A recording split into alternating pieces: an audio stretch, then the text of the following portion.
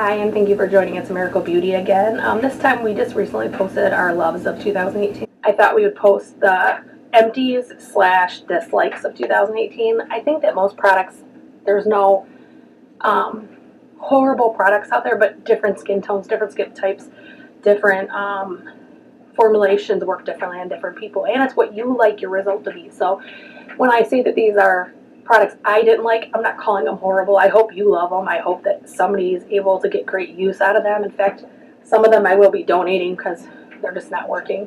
But I wanted to give you an idea. So first I'm going to start with empties.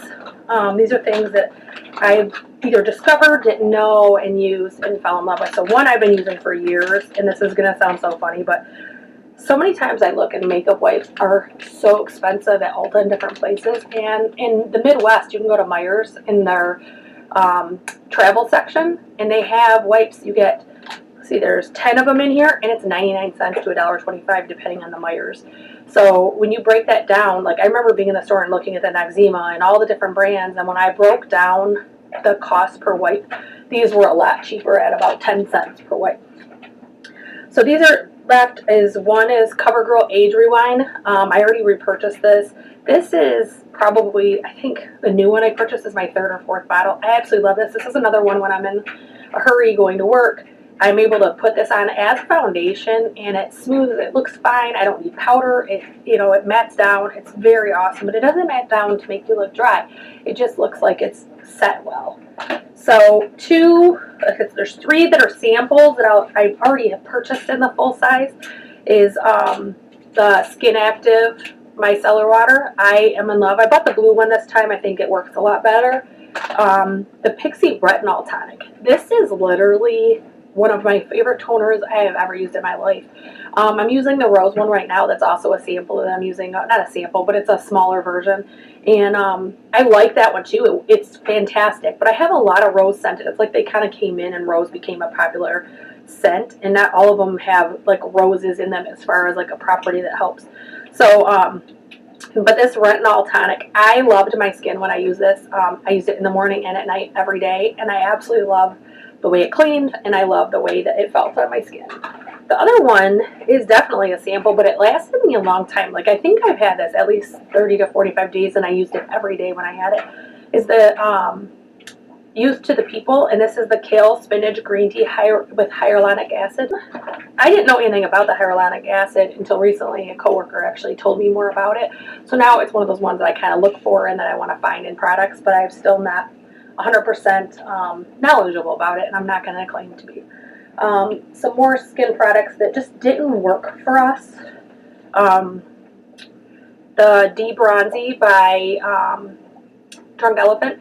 This one, I tried it every way I could find on the internet, from mixing into lotion to use as like a tinted moisturizer, to putting it under my foundation. No matter how I use it, I looked like I had a bad fake tan. Or a bad spray tan. And so I personally will be passing this along to somebody with a deeper skin tone, whether it's just deeper than I am or deeper. I think that it has the properties that it could be amazing and it could look really good, but for me it doesn't work. The other one is actually Pixi. Even though I adore Pixi brand, the Skin Treats Glow Mist. This one, if you look, it's full. There's a little bit of oils at the top, but if you shake it up before you use it, it smells horrible. Every time I use it, I just couldn't talk myself into it. So it started sitting on the back of my vanity and just resting there. And so finally I said, you know what, I'm going to donate it. See if one of my friends wants it.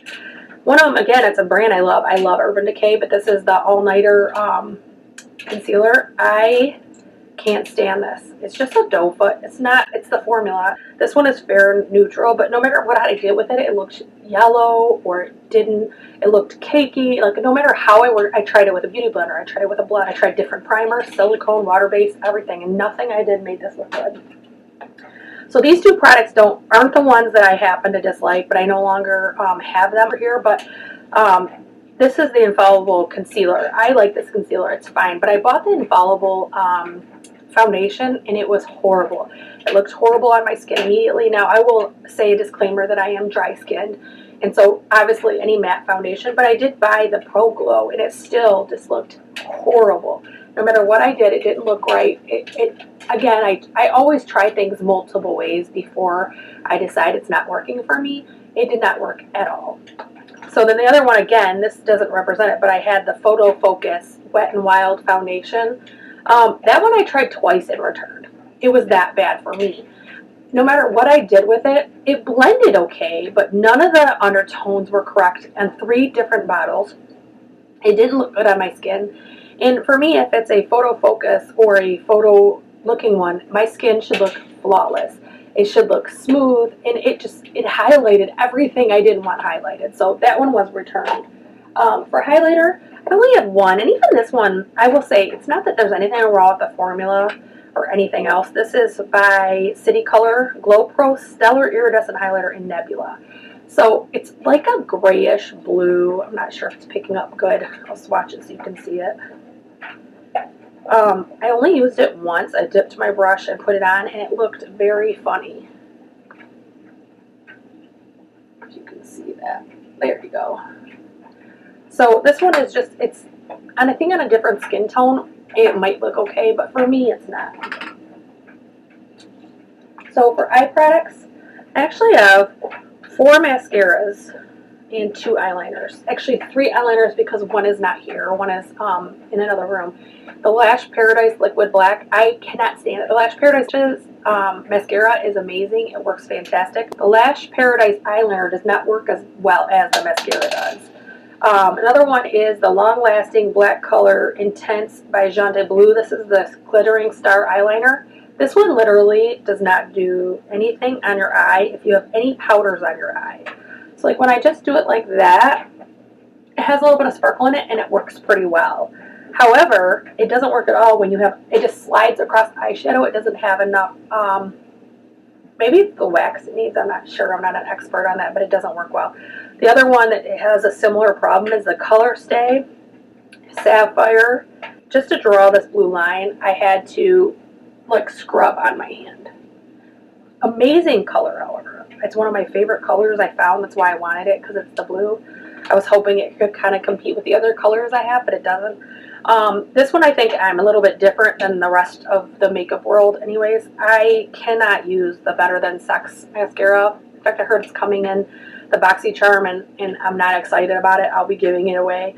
Not that it's not still a value for the box, but this clumps for me. And also, by the end of the day, it's down on my eye. Like, I have a black eye. Like, no matter what I do, I don't care for waterproof. I was at Sephora. One of the girls said, oh, you'll love it if you do the waterproof. I don't think I will, because I don't think it'll change the clumpiness and the way it looks on me. And then also, I don't like waterproof mascara. They take forever to get off, and you feel like you never quite get them off. And I like to take my makeup off entirely at the end of the day.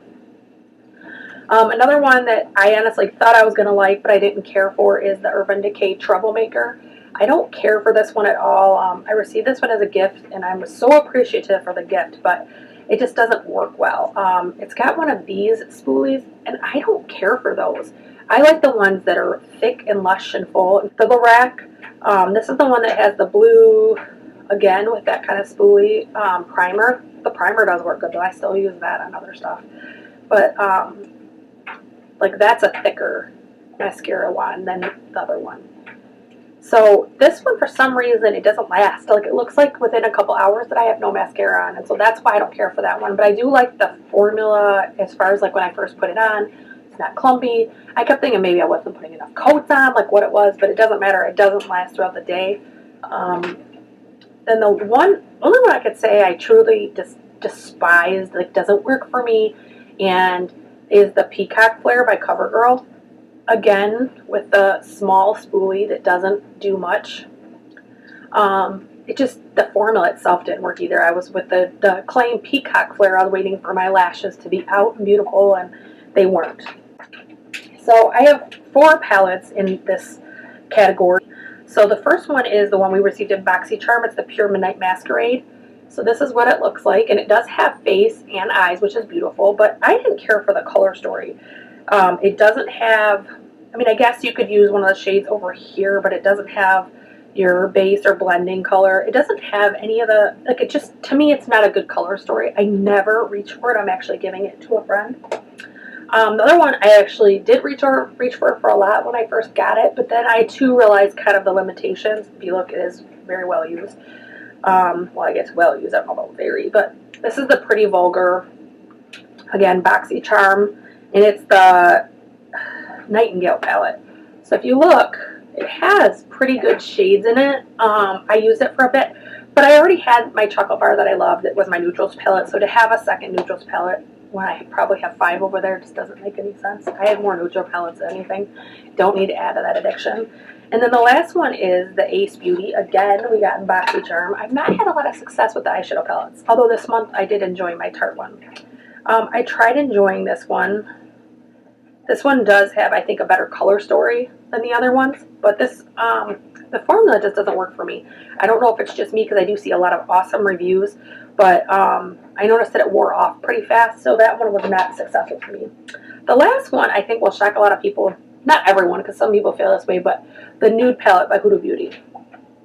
This palette is new of the fall, and the formula is amazing. It blends fantastic. I've never got a bad look out of it. However, I don't believe it's worth $65.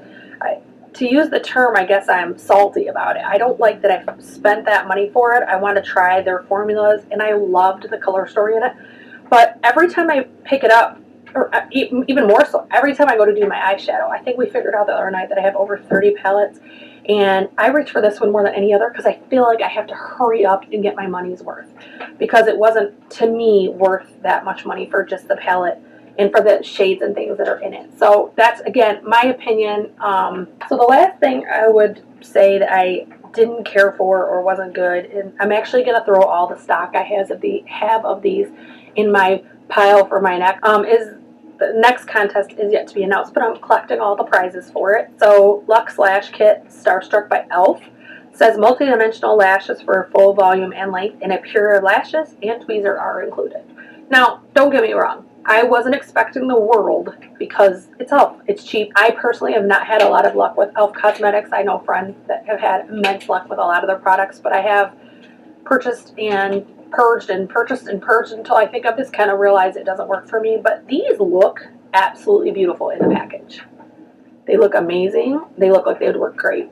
For me, what part of the issue is they have such a weird band that they're almost impossible to get on. I kept messing with them and messing with them. I'm like, is it a thick band? Maybe I'm not used to it. I'm looking, and then I Googled, and I'm not the only one that had the problem. So I think that while it's beautiful, they just don't work for me, and so I'm going to put them in the contests. So if you've lasted this long, I hope that you enjoyed this video. I do hope that you will subscribe and ring the bell so you can get notifications, and hopefully follow us on our social media. Thank you so much for watching, and have a great weekend.